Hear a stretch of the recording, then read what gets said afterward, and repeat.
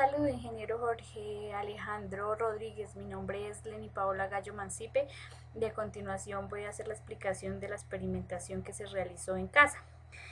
Voy a hacer una breve introducción sobre la microbiología ambiental, que es la ciencia más importante porque gracias a ella hemos venido teniendo beneficios a nivel industrial, agrícola y farmacológico. En este módulo vamos a aprender sobre los microorganismos. Realizaremos un estudio de experimentación en el desarrollo de los hongos desde nuestra casa, utilizando elementos que encontramos en nuestro diario, como es el agua, el suelo y las frutas. La actividad que vamos a realizar para ello es dar a conocer primero que todo qué es la micología. La micología es el estudio de los hongos, por ello la palabra mico, que es hongo, y logía, que es estudio. Este trabajo consiste en dar a conocer sobre la forma de cómo se empieza a formar un hongo. Para esto se utilizaron 3 experimentos y para realizarlos se utilizaron los siguientes materiales. Fueron gelatina sin sabor, vasos desechables, un trozo de mango que contuviera un hongo, 2 gramos de hielo, una gota de agua, charco, guantes y tapabocas. Entonces se realizó el medio de cultivo, que fue la gelatina sin sabor, y se introdujeron 2 gramos de suelo. Estos fueron sembrados el 1 de noviembre y este proceso llevó un registro de 15 días, lo cual llegó hasta el 15 de noviembre. Durante la primera semana no se observó nada, pero al día 7º se observó que la muestra se introducía un poco más al medio del cultivo hasta el final llegar al fondo.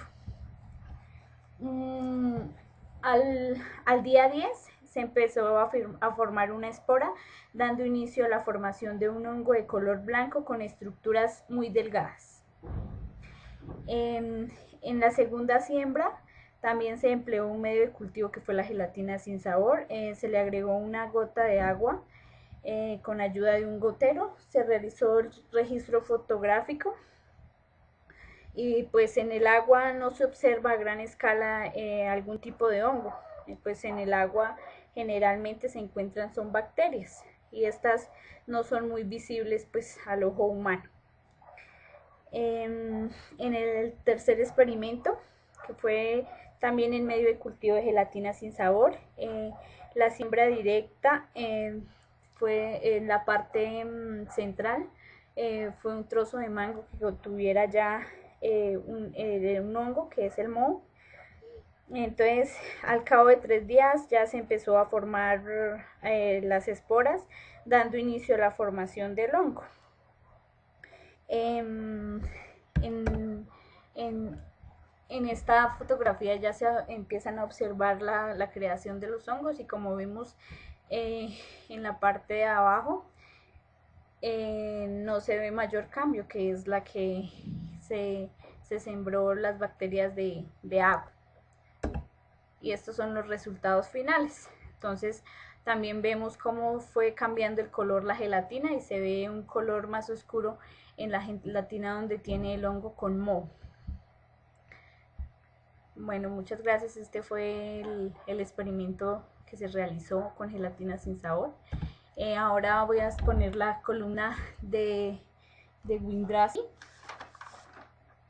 Dice que es una demostración clásica de cómo los microorganismos ocupan microespacios altamente específicos.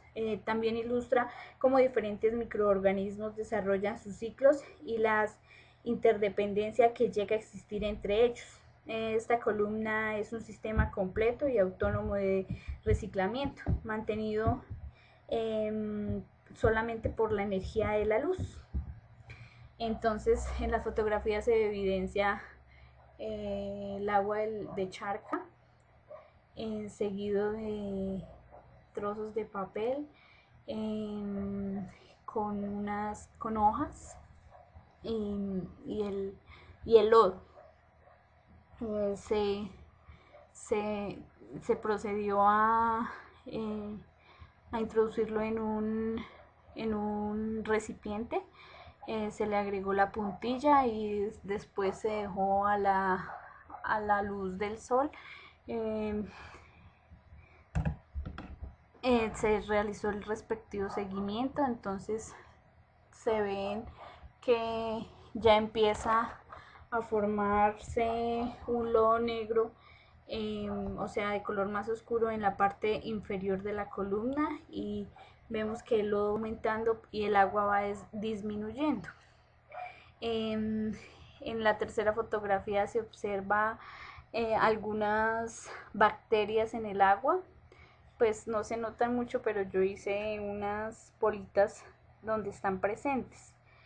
En la foto del medio vemos que se creó como una capa negra, como también en verde, y en los resultados finales vemos el color negro más pronunciado y el agua es un poco más como color verde y el lodo más negro. Entonces la guía trae unas preguntas a las cuales se les dio solución. Entonces nos preguntan que por qué se forman las manchas negras en el lodo, y es porque hay presencia de sulfuro de hidrógeno, el cual reacciona con un hierro, en este caso la puntilla, que está presente en el sedimento, produciendo sulfuro ferroso que da un color negro. Porque la parte superior de la columna es verde. En las zonas superiores crecen también cianobacterias fotosintéticas, lo que se visualiza como un tapete de césped color verde. Estas bacterias se caracterizan por ser las únicas que realizan una fotosíntesis similar a las plantas. ¿Cuál es la fase anaerobia de la columna? Entonces la fase anaerobia significa que no tiene presencia de oxígeno. Entonces viene siendo la parte inferior de la columna, donde se encuentran altas concentraciones de ácido sulfúrico. Y la fase anaerobia de la columna es que es rica en oxígeno, entonces por lo tanto va a ser la parte superior de la columna, donde encontramos abundantes poblaciones de bacterias, como se observaban en las fotos anteriores. Y la fase microareófila de la columna, entonces vendrá siendo la parte central de la columna, que es la zona en la que se solapan ambos gradientes, que es el oxígeno y el sulfuro de hidrógeno, donde aparecerán bacterias oxidadoras de azufre, que tienen una tonalidad roja. ¿A qué se debe el olor a huevo podrido en dichos sistemas? Entonces el olor a huevo podrido se debe a la concentración de ácido sulfúrico. Este gas es más pesado que el aire, es inflamable en altas concentraciones, es incoloro y tóxico, y su olor es por la descomposición de la materia orgánica. Hacen otra pregunta que dice: ¿qué aplicabilidad tiene el experimento o qué le permite entender dentro del ejercicio de la ingeniería ambiental? Entonces, pues yo creo que como ingenieros ambientales debemos conocer el desarrollo de microorganismos y su incubación, como lo muestra la columna de Windrasky, donde se aprecian esos hechos. Lo podemos aplicar en un compostador, por ejemplo, ya que en esta evidencia el crecimiento de bacterias y hongos. Este compostador se asemeja a la columna, ya que tiene una parte anaeróbica y otra aeróbica, lo que se podrá observar en este.